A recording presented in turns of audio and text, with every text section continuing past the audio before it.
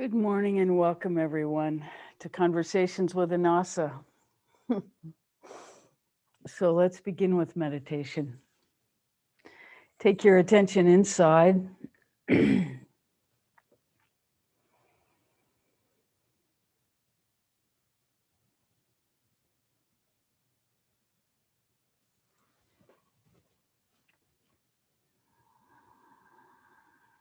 Breathe into your heart center.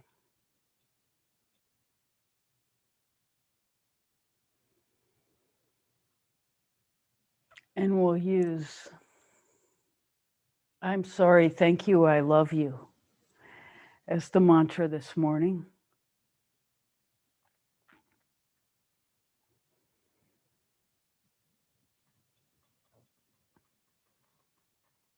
And you can say it with your breath and gradually bring your attention into expanding your heart center, just allowing it to open.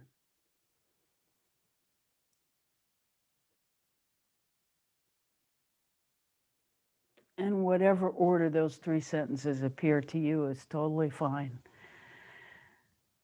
I'm sorry. Thank you. I love you. Thank you. I love you. I'm sorry. Thank you. I'm sorry. I love you. Doesn't matter how you say it. And of course, you are saying it to your highest self. And it's a clearing. It's a clearing of anything that's not in alignment from our inner.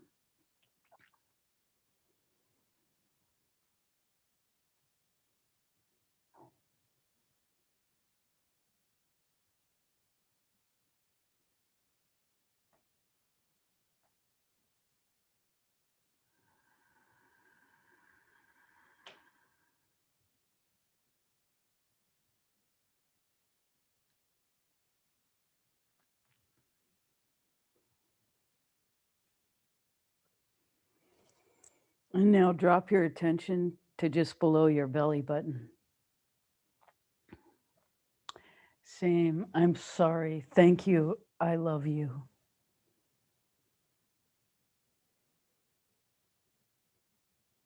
And you can get really passionate about how you say this to yourself.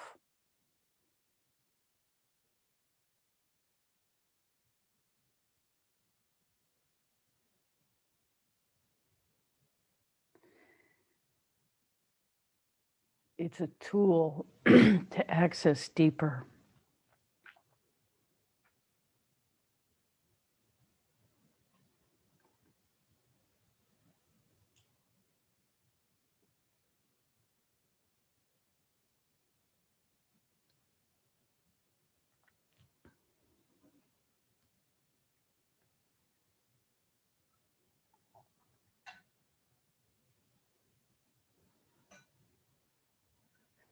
And now drop your attention to the tip of your tailbone.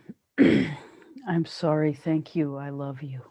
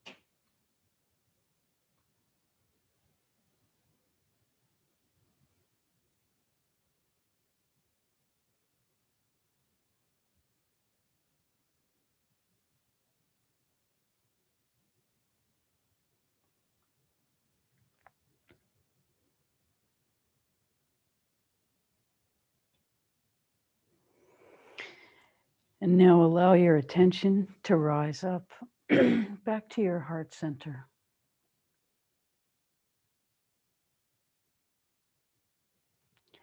I'm sorry. Thank you. I love you.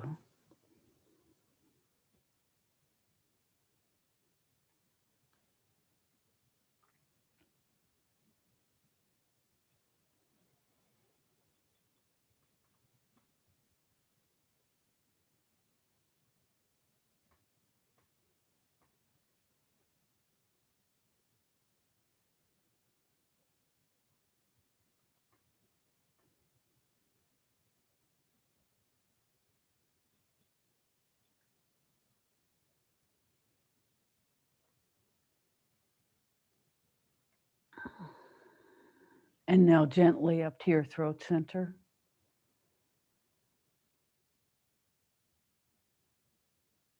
Thank you. I'm sorry. I love you.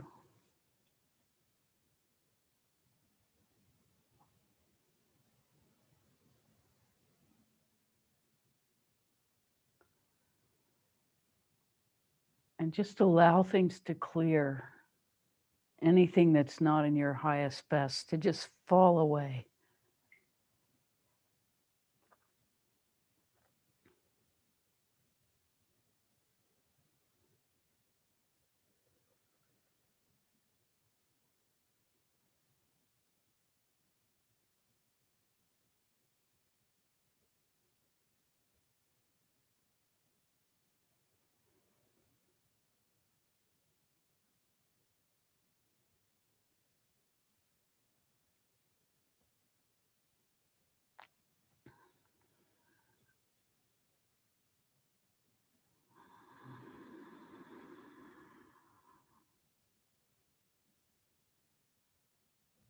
And as you're ready, take your attention to your third eye behind and between your eyebrows in the center of your head. Breathe into that space. Thank you. I love you. I'm sorry.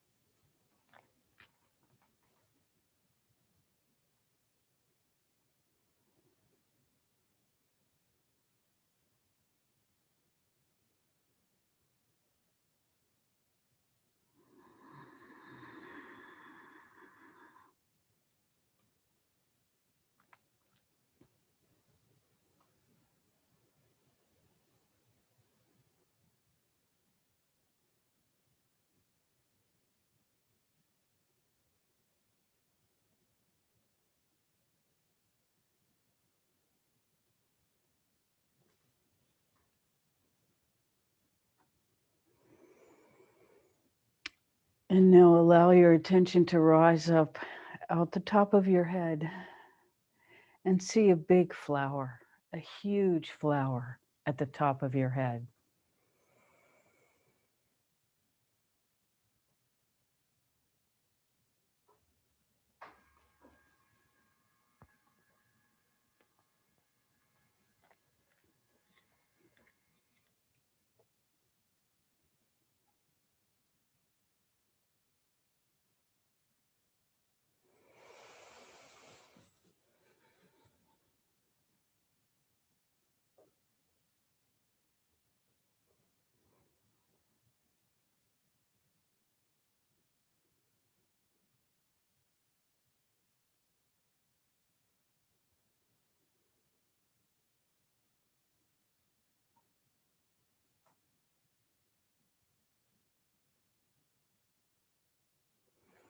And as you're ready, take your attention to the top of your aura.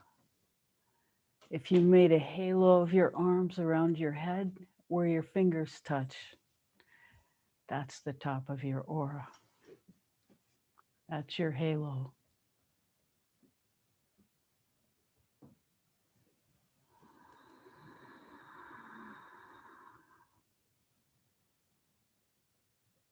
Thank you. I'm sorry. I love you. I love you. Thank you. I'm sorry. I'm sorry. Thank you. I love you to your highest self.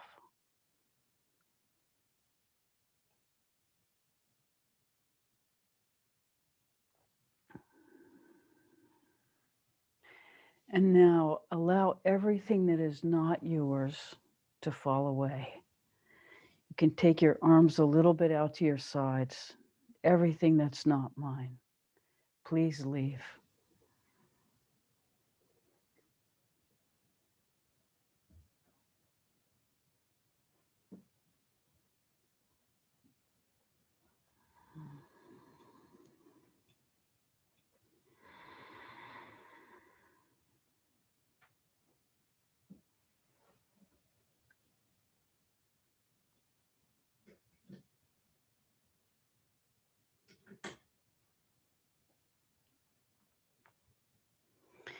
And now begin to allow the energy to circulate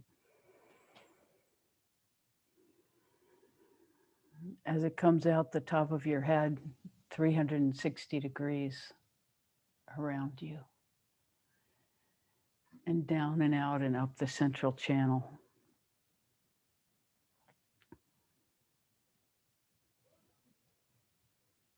As you breathe with this circulation.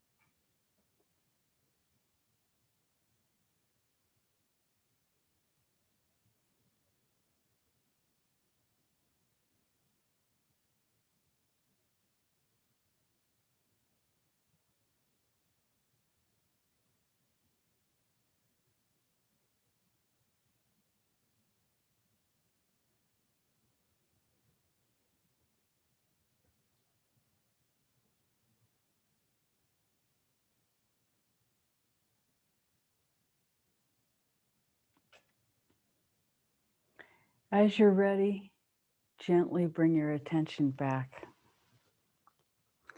and let's begin our program.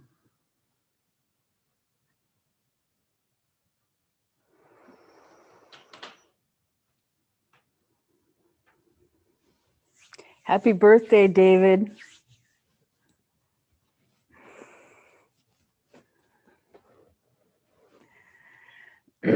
So, how may we serve today? We're so happy to be here with you.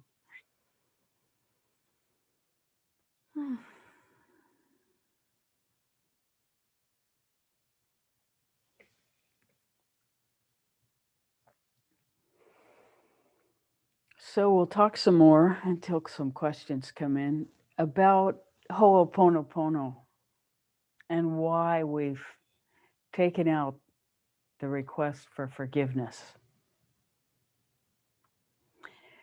So, here's the thing about forgiveness it has to do with shame and the self, our innermost, highest, secret self. Does not have shame, is not subject to shame, is not subject to any problem, any difficulty, any wrong. And so when we say to ourselves, please forgive me, we are acknowledging something shameful, something to do with original sin. So those of us with Christian pasts, of course, forgiveness seems like the answer. because it is congruent with the matrix of belief that we were given as very young beings, that there is something wrong, something intrinsically wrong with ourself with a capital S. And this cannot be true. This cannot be true because our highest best has no problems and can do no wrong. The filter of matrix of belief that is expressed through that expresses that energy can have all kinds of confusion and distortions, so that the expression of that pure, refined, highest self can be the expression of delusion. And in most of us, it is most of the time. But understand that intrinsically, there is no shame. There is no shame. There is nothing to be forgiven in our highest best. And so this understanding is critical. And in a way, we're really grateful that this came through first as the 4 sentences, because we can expose the fallacy of original sin. And our culture is rife with it. So anyone here who's had any exposure to Christianity will have intrinsically in their matrix of belief this fly in the ointment that there is something shameful about us. And so it's very important that we not ask forgiveness for who and what we are, because there is nothing to forgive in the infinite. There is nothing that requires forgiveness. That is a foreign, it doesn't belong in anything but diluted 3-dimensional reality. So this is really, really important.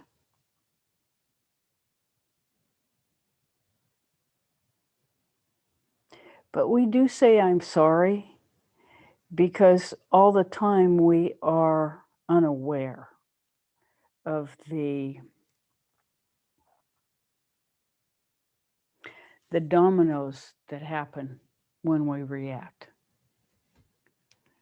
And it happens for all of us. We say or do something that's not coming from our highest place, and it creates a domino effect in our environment that, as we work deeper and deeper, we take responsibility for, and we begin to become more conscious of how our energy expresses itself and what happens as a result of that expression. So saying I'm sorry is an acknowledgement of that responsibility and a willingness to participate deeper in our responsibility to and for ourselves. And so that is a critical component of what in Ho'oponopono they call clearing away the seaweed from the front of your canoe, so that you can flow without obstruction.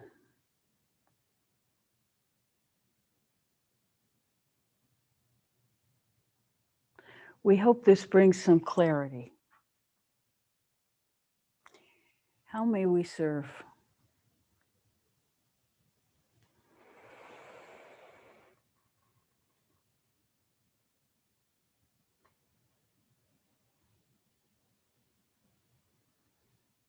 If someone has a hard time believing they love themselves, can they do Ho'oponopono, or should they do another process first?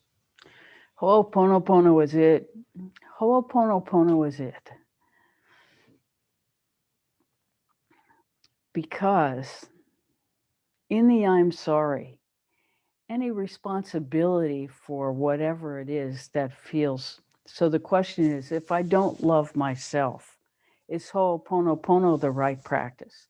It's really this. If I can't find the love in myself, is Ho'oponopono the practice? And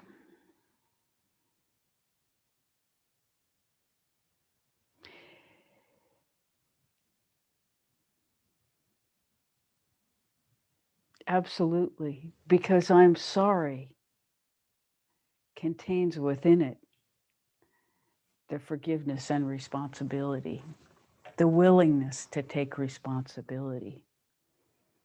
And so it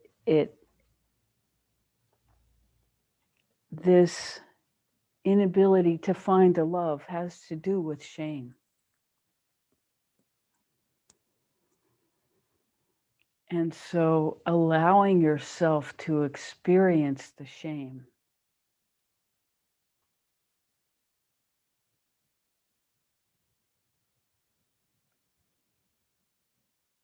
and saying I'm sorry to it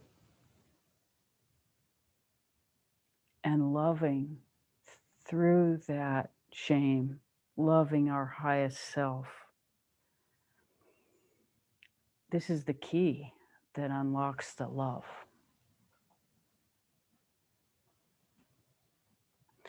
And so you say it with great intensity.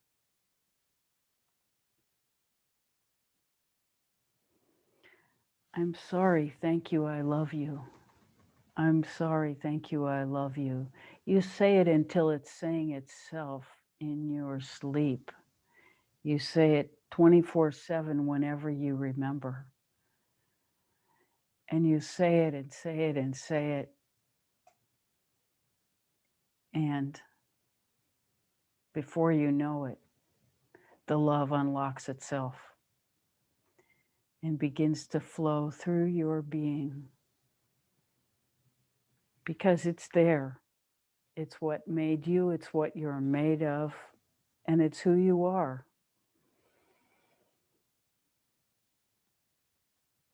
And the quickest way to get there is to think of 3 things you're grateful for.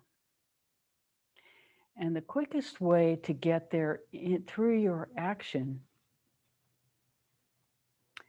is to think about service and then act in service. Because in serving another,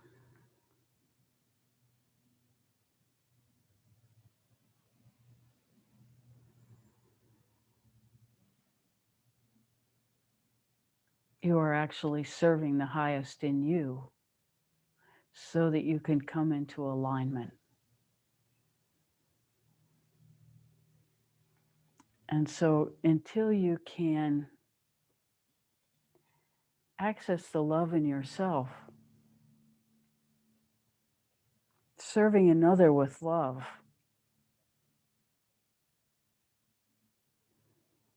can bring you to it. Serving another with gratitude, gratitude for the opportunity to serve.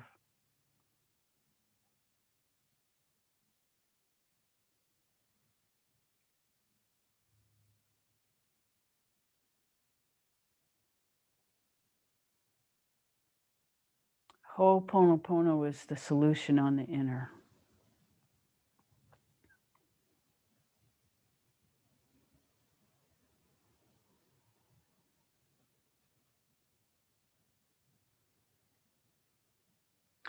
This service doesn't mean we become a doormat for another person or an organization or anything. It's not that. It's that we want to learn to access the love in ourselves, and in serving someone, some organization, some cause outside of ourselves from love can realign us into love. It's a little bit tricky, but as you go along and have experience, you'll understand it. But it's one of the quickest ways to discover and uncover Really, what we're doing is we are revealing the truth of ourselves in saying Ho'oponopono and in offering our attention in service. So we understand that our intention is to discover what love is inside ourselves. And so we use our will to say Ho'oponopono as often as possible and to serve the people we say we love.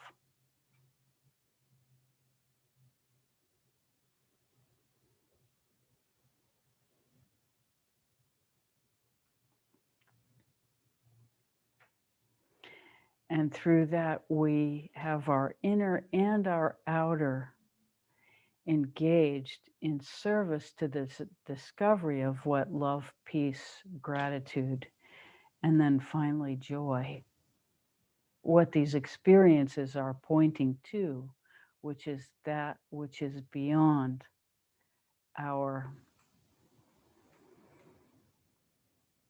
three-dimensional view of this world.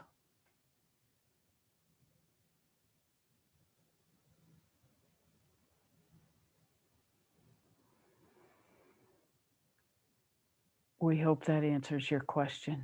How may we serve further? We have a question on screen from Cliflin.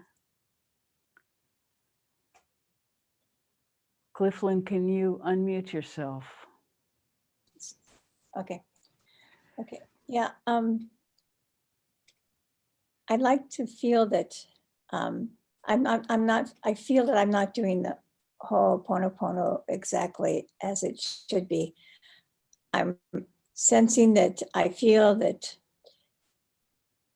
if I'm saying I'm sorry or I'm thank you, I feel, am I saying I'm sorry for or I'm thank you? I feel like I need to say I'm sorry for or I'm thank you for. Or do I start out before I even say, before I start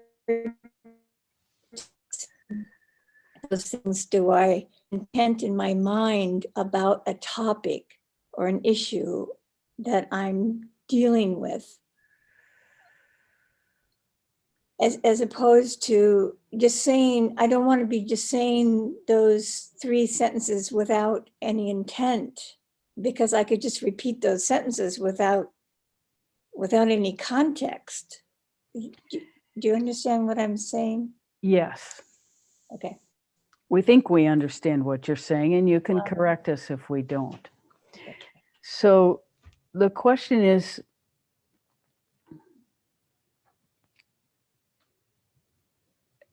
do we need a context? And the answer is yes. We need a context for Ho'oponopono, but the context is not always our outer experience. Sometimes it is. Sometimes we are just so befuddled by the events in our environment that we're completely confused and we just sit down in a heap and we say Ho'oponopono to our feelings that are in complete disarray. So that experience happens. But the real true intention of Ho'oponopono in meditation is that we are saying it with the intention of revealing our source energy to ourselves. So we are saying it to our source energy to clear away the seaweed, as it were, between our perception of who we think we are and the reality of who and what we are made of. And so it's only in the superficial experience that we say it with the intention of clearing ourselves so that we can participate in our environment. That sometimes needs to happen. But the real intention in meditation, in saying Ho'oponopono, has nothing to do with anything outside of us. It has everything to do with revealing our deeply, most intimate, most sacred source of energy, the secret place of union with the all of the all that is. This is our intention in saying Ho'oponopono. It's revealing love, peace, joy, gratitude, and the field which is beyond that experience as we merge into that, which requires a total allowing of self-discovery with a capital S. And in this union will be revealed our purpose, our blueprint, the meaning of our lives, which is living in this discovery. And the power of pure beingness itself.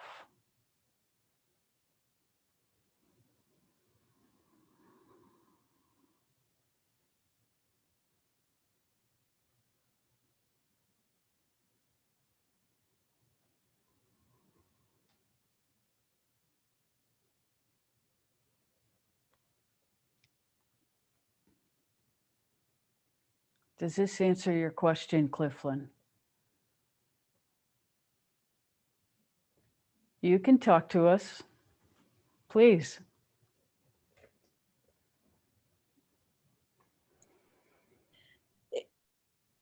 Partially. So where doesn't it fit? Well,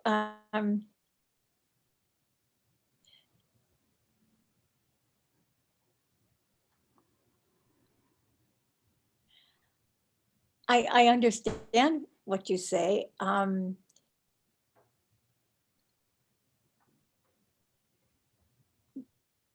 But there's still a part of me that wants to be, and I don't reject that, but there's still a part of me that wants to be really tangible or concrete about problems or issues. So Cliflin, this is the desire. You have a brilliant mind. You have a truly brilliant mind. You have always had a truly brilliant mind. And that brilliant mind has taught you so much about your life that you have come to rely on it. And this is a beautiful thing. It serves you totally, totally. But what we're talking about is the source of that brilliant mind. And you can't get to the source of that brilliant mind through the mind itself, because there is a heart-mind union that has to happen for that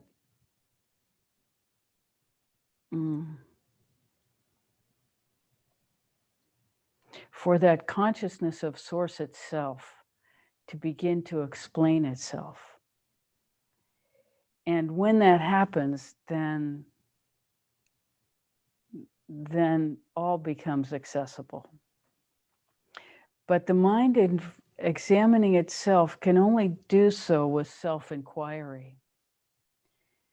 Like, who wants to know? That question is a very good question to ask yourself over and over in meditation. Who wants to know? And if you allow that question to permeate your being, then you will begin to experience the answer, which is a visceral experience, not an intellectual one. And in that visceral experience, you will begin to see revealed where the mind comes from.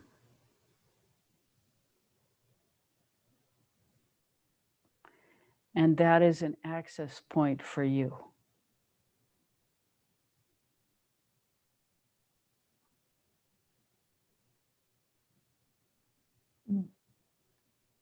Who's asking the question?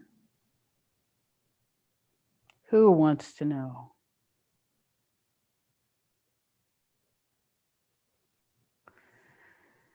Thank you so much for your question. We hope this answers it, gives you something, and we welcome your feedback over time. How may we serve further? Nancy.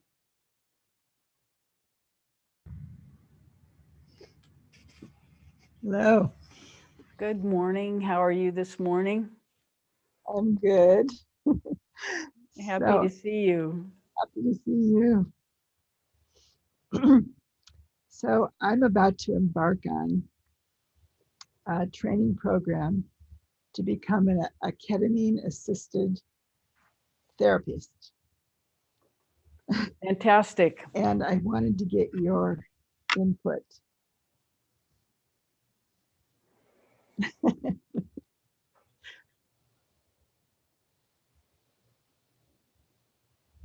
So I think you're frozen. It's actually coming from your end. Okay, now it's okay. Now you're Okay, better. good. So a ketamine assisted therapist, can you say a little bit more about what that is?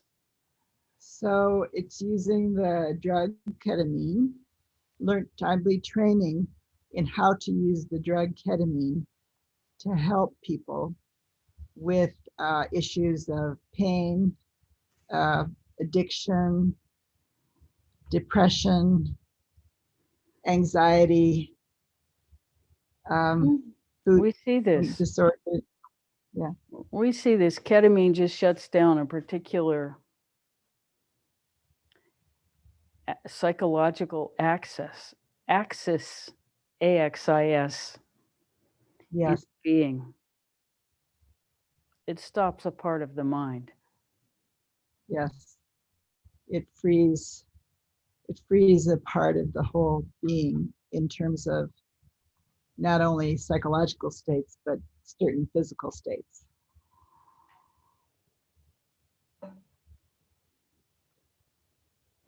So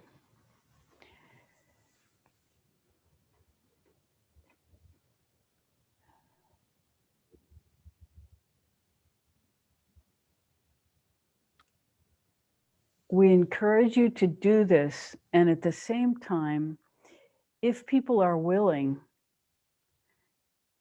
to come here and learn in that space of freedom, then they can go much, much faster to the exposure, the revealing of their source energy. So this is a temporary, for those who have been abused, who are wounded deeply, who need to be temporarily alleviated from their pain, which is dominating their experience. Then they can use this drug, but it's a tool to be able to resolve themselves into harmony. Because that pain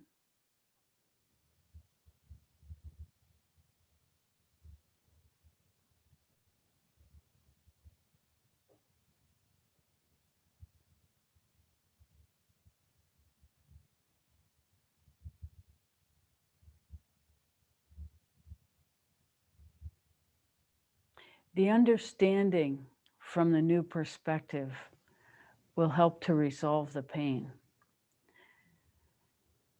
But understand that ketamine is not a long-term solution.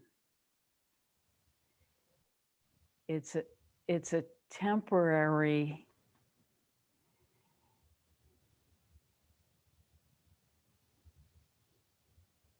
it's a tool for temporary pain relief to begin to have the internal room to grow. Does this make sense to you?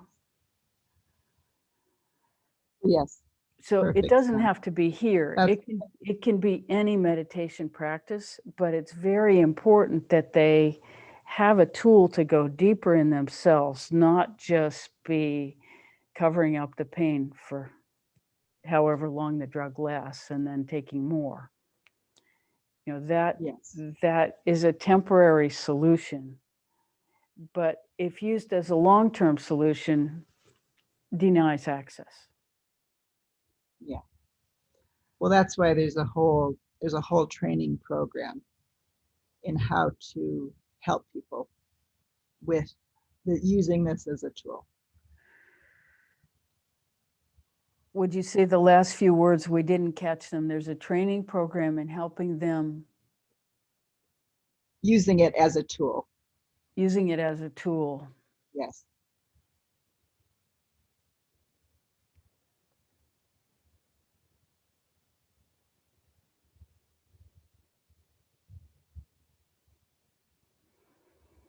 So that's what we can say about it.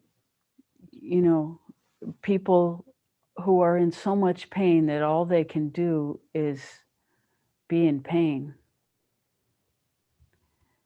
This is a wonderful solution.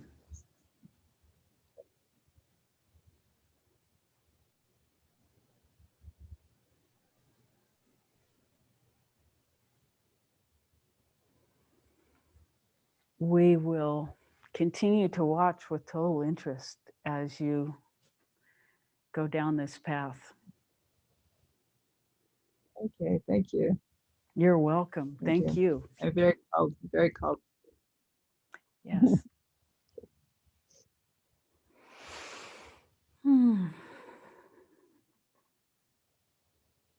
How may we serve further?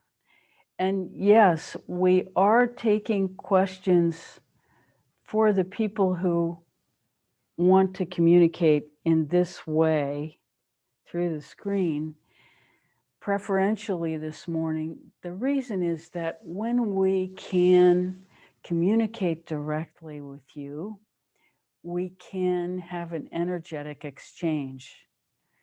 If there is third-party energy in between, it requires a filtration system that doesn't always allow us to have clear vision into who is asking the question.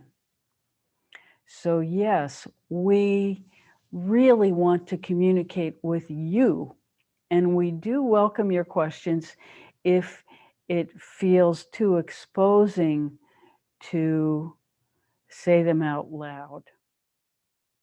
We will take them third party, but we prefer actually speaking to you.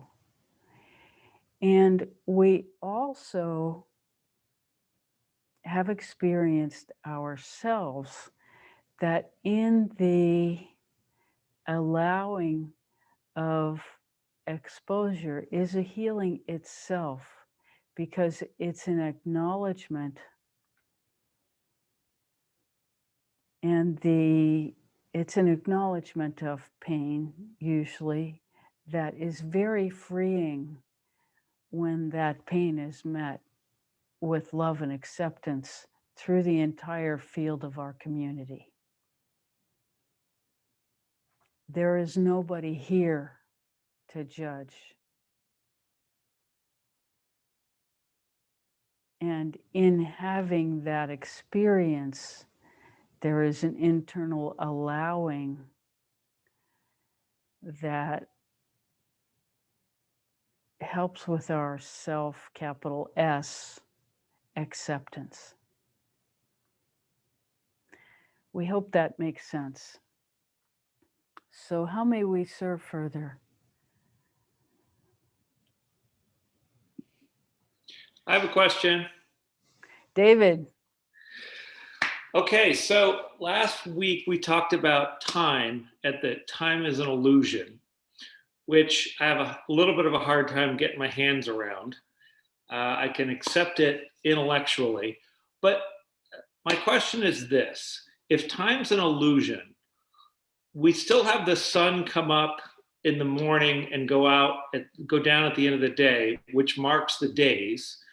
And then the moon waxes and wanes and marks the months and then the years. So aren't we just dividing that into convenient little segments? And so that's, I'm having trouble reconciling that. Can you speak to that a little bit? Well, you just said it all. We have agreed to take our external reality as we perceive it and divide it into little segments that make us appear at certain times at the same place so that we can have the agreement that we will communicate, we will behave in that way, and we all agree. And so time is a matrix of belief aspect of our being. It is a three-dimensional matrix of belief. When you expand into the fifth dimension, time no longer exists in the same way.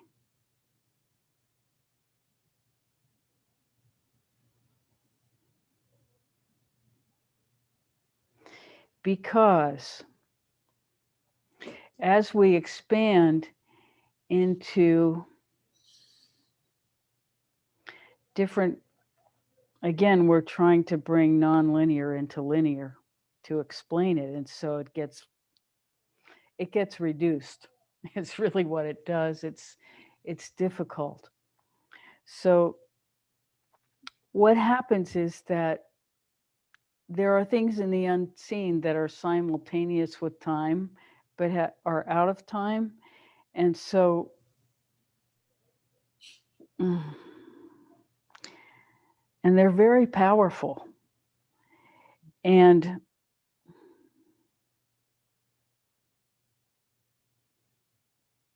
as our awareness expands, we begin to experience the unseen. And we can just say it's out of time. And when time no longer exists, it makes, in our expansion, there is no such thing as past, present, and future. They all exist in the same moment. There is only the moment. And when we expand beyond time, then we have access to a bigger moment. Does that make sense to you? Yeah, it does. And I can kind of grasp it, but it's fleeting. It goes away. Well, yeah, because we aren't living there, but you can begin to experience the expansion that is available when the experience from a third dimensional reality is that time is suspended. And so this happens sometimes if we have a trauma. You know, the experience when somebody sees their life flash before them in a trauma. That is the expansion of time. That's outside time. Interesting. So you can kind of use those reports of people in trauma where time disappears to access what that is kind of like. Mhm. But as you allow yourself to expand, and it's very important in this expansion that you keep your body grounded in time, but your being can expand out of time. And then things can happen. You know, time can collapse in on itself. We'll give you an example from Rebecca's life. A very close person suicided. Hmm. And a year after that event, in a dream, Rebecca was approached by angelic beings and asked to come and love that person. Hmm. That it was time for them to move to their next phase of development, but they needed love from someone here. And so at that time, that was before Rebecca had done any internal practice. Hmm. But in the depth of the dream, she was able to go to this person, and there was a big vat, kind of like what we would see as a hot tub today. And the person was inside that, and it was covered up. And the angelic beings took the cover off and escorted the other person out of this tub, and kind of washed this film off them, like a newborn baby, almost, the kind of stuff on them, wrapped them in a robe, and then said, please love this person. Hmm. And Rebecca held this person. Pure love pouring out of her. And then at a certain point, they said, okay. And they took the person away. Hmm. And the dream was over. So here's how we would say that in terms of time, that the person Rebecca is now or is becoming in the future, it's time doesn't exist in this discussion. When became the Rebecca in that time, in that dream, and had the capacity to know and do what was required.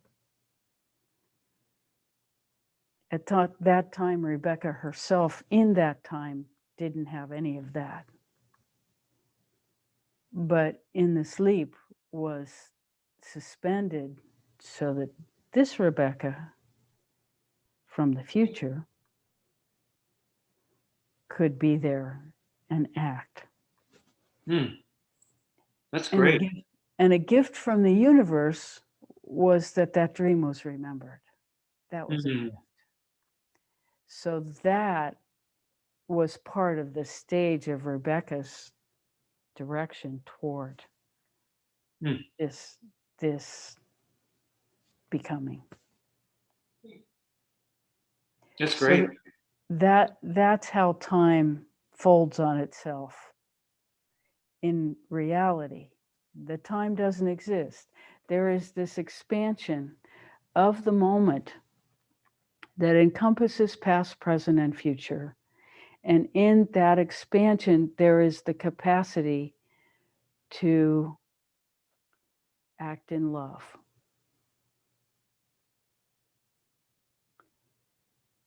And heal something beyond imagination. Does that make sense? It does. Thank you. You're welcome. Hmm. Thank you for the question. We love communicating with you.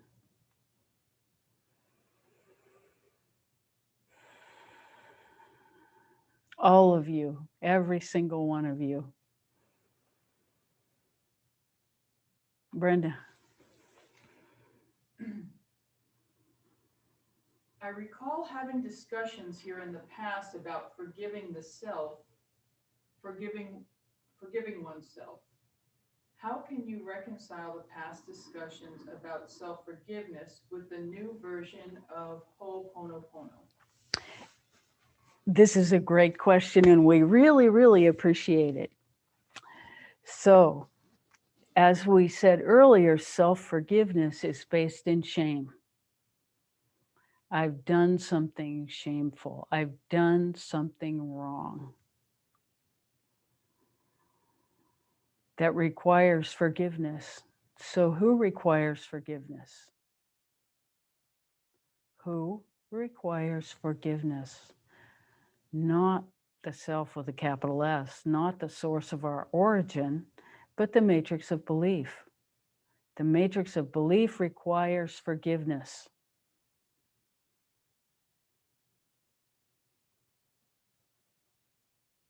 So the matrix of belief requires examination. Who has done wrong? What is wrong? Is it in fact wrong? Yes, my behavior was a self-betrayal. Self-betrayal is when we don't behave in our own highest best interests and in the highest best interests of the whole.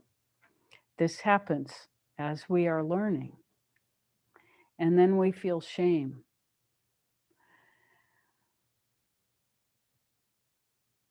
So if we were told that this self-betrayal is self-betrayal at a very young age, if we were taught that that was this, then we wouldn't need shame. We would understand that it was learning. And that in learning, there is no shame. We make mistakes.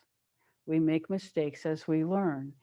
If our learning and mistakes at a young age had been met with love, for example, when we spilled the milk on the table, if the person had said, "Oh, it's just spilled milk. Everybody spills milk once in a while," and gave us a big hug, we would have a very different experience than if the person said, "You horrible being, you spilled milk." And we wither in shame. This requires love.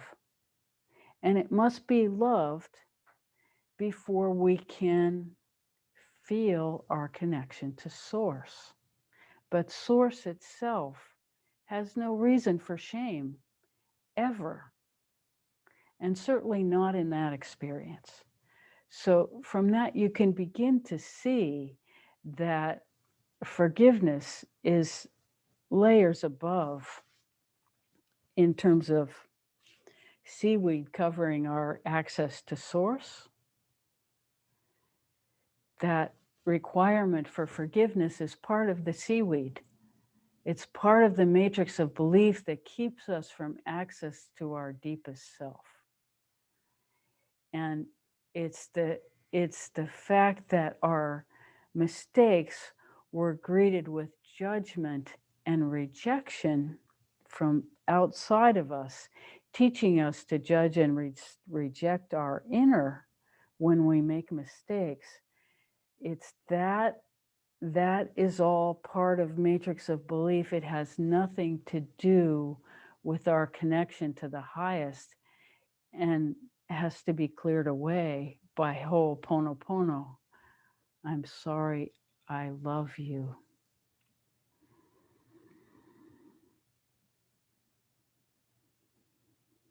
Thank you. As it clears away the seaweed of the self-rejection we have been taught when we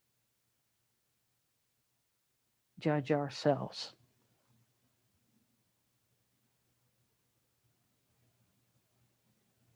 We hope that answers the question. Please ask further if it doesn't.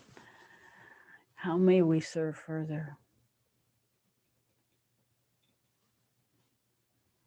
I'll ask a follow-up to that. Mhm. So in saying Ho'oponopono of that self-rejection that was imposed on us because everything was punitive. Any behavior or so many behaviors were punitive. Is it us saying Ho'oponopono to them or to us? Like, is it healing, or is the healing two directional? We are never saying Ho'oponopono to anyone or anything outside of ourselves. Ho'oponopono is something we say to our deepest, most sacred inner to clear away any obstruction between ourselves and our own experience of connection to the highest within us. There is no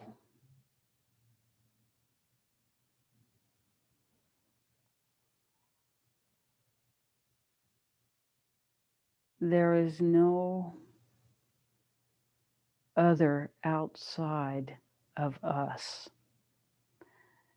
that we say Ho'oponopono to seek love from. The source of love is the source itself. The source of love is the source of that which is just beyond love, peace, joy, and gratitude. We can use any of those feelings to approach that beyond. That is our quest, is to merge with that which is beyond time and space. We do not go somewhere else to do that. We remain present. We just become more. And there's no just. We become more as we merge into union, allowing ourselves to expand into that which is beyond time and space as we remain truly present to our three-dimensional reality.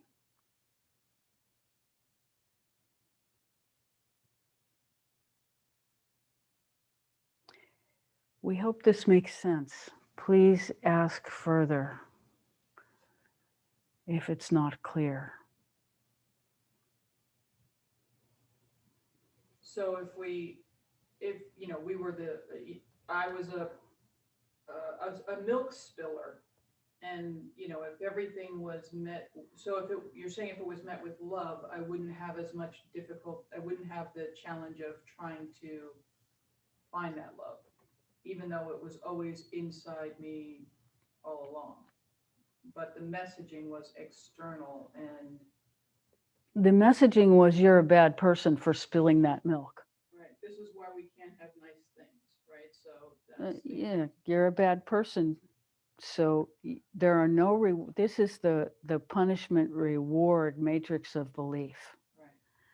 And so that punishment reward matrix of belief is established by a three-dimensional reality that involves judgment.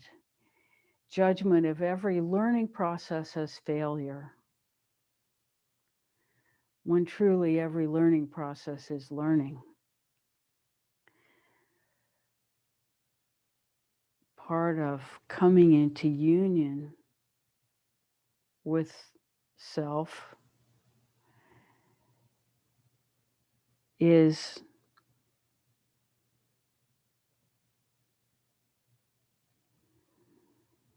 allowing that matrix of belief of reward and punishment to fall away. Because the truth is that the reality of our experience is the flow that comes through us and goes outward and comes back, goes through us the other direction. is expressed outward through us as our external expression comes back into us, teaching us not about reward and punishment, but about flow. And when we are established in that flow and we feel and feel and feel for that flow between ourselves and others, then there is a certain kind of clarity that comes in that participation that is beyond matrix of belief.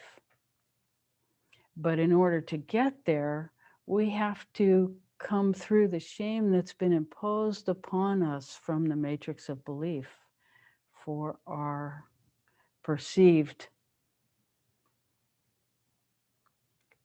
failures and the condemnation that comes with that message from the outside, from our peers and elders who trained us in this self-abuse rather than love. And they didn't do it because they wanted to abuse us. They did it because it's the way they were trained. So there is no blame, shame here. We drop it all. We drop it all. When we say, whatever's not in highest alignment, please leave, we are speaking to this shame directly. But it takes some conscious awareness.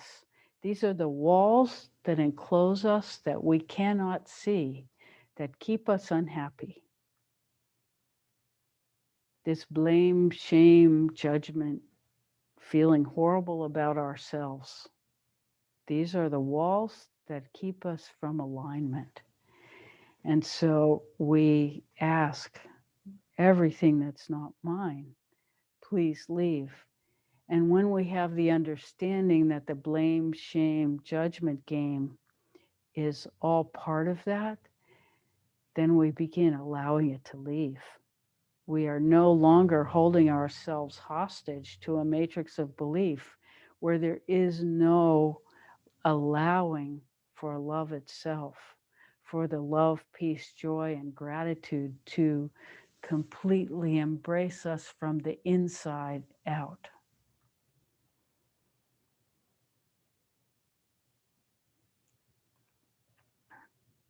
We hope this makes sense.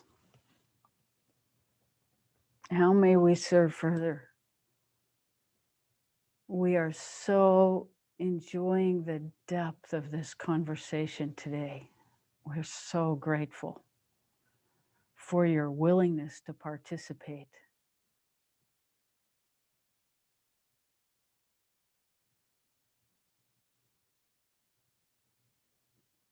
How may we serve further?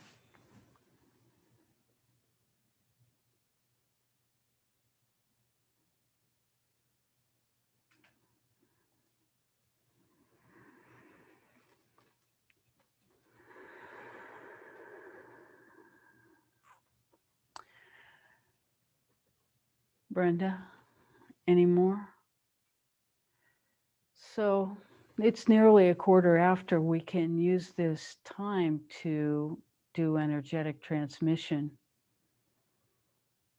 with open eye participation for whoever wishes. Wait, we have one more question. Maggie, please. We're so happy to see you. Okay, thank you. It's so great to be with you. So here's my question. Last week we talked about the vaccine, and the guide said that they wouldn't tell us, but to just be with it, and think about it, and so I've been reading a lot about it. I have kind of a circle around me that's either taken it or waiting to take it. And I think, well, I should just do it. And then I was like, oh no, you shouldn't. I mean, all in my head, right? Not out loud, but that's what happens. And so I'm just wondering how do I know which one to trust?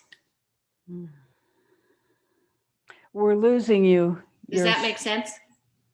We lost everything after how do I know? How do we know? Mm. You're frozen. Is that better? That's better. That's much better. So how do we know? Please. Yeah. And that kind of was the end of the question. How do I know which to trust? You know when you know. Mm. This is the truth.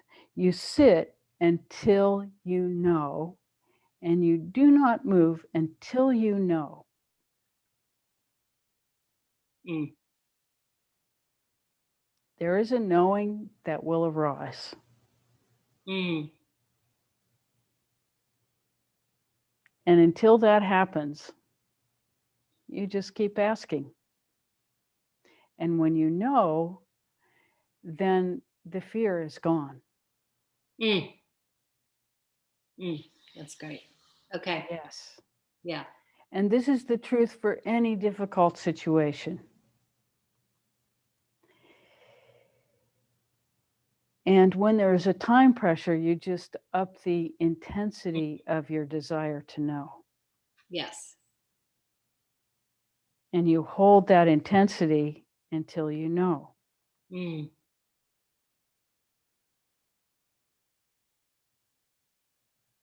Mm. And you know when you know, because there is a confidence, there is courage, there is no fear. There is just, this is what to do. Mm. Mm. That's so moving. It I just is love that. because it's real. Mm. We know truth by how we feel in our inner knowing. And this is where true spirituality is. It's this experience of connection where you just know because you feel the knowing throughout your being, and the courage and the confidence to participate from that knowing is there. Mm. That's how it works. Mm. And this is one of the big reasons that we won't decide this for you, Right. because you must decide it from your knowing. Mm. And we aren't serving you if we don't teach you to take responsibility for your own knowing, because this is what spirituality is. Spirituality is not memorizing what we say. Spirituality is aligning with the deepest self within you. Spirituality is becoming union with that self. And so that you are living from that knowing awareness. This is what we're trying to bring to you. Mm.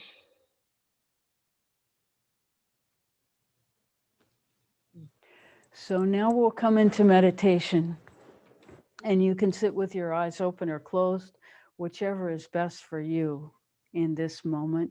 We will sit with our eyes open, and we will be transmitting the field of Annassa for your benefit, for the benefit of the whole. So take your attention inside. We recommend Ho'oponopono to the energy centers, or just straight into your heart if that is where you feel guided in this moment. And we will allow you to do your own inner practice as we transmit.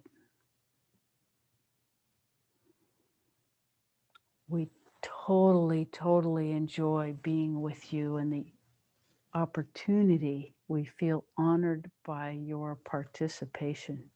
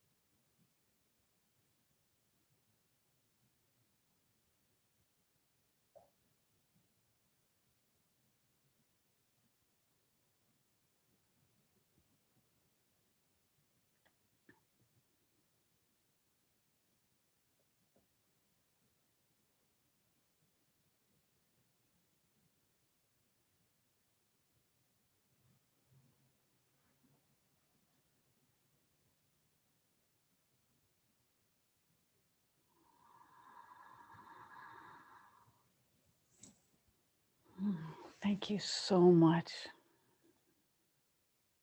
We feel so blessed to be with you. Thank you so much.